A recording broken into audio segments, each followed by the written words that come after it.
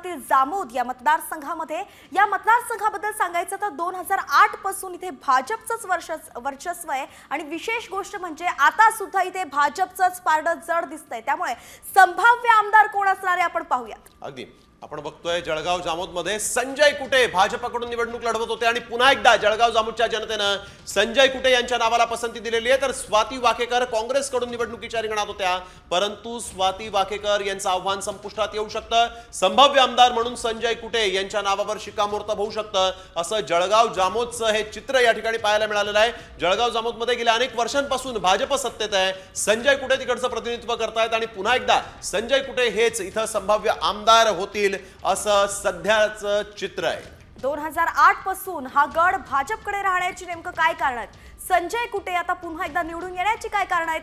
आपल्या प्रतिनिधींकडून जाणून घेऊया। त्यासाठी थेट जाऊया जळगाव जामोद मध्ये आपले प्रतिनिधी त्या ठिकाणी आहेत, माहिती देतात।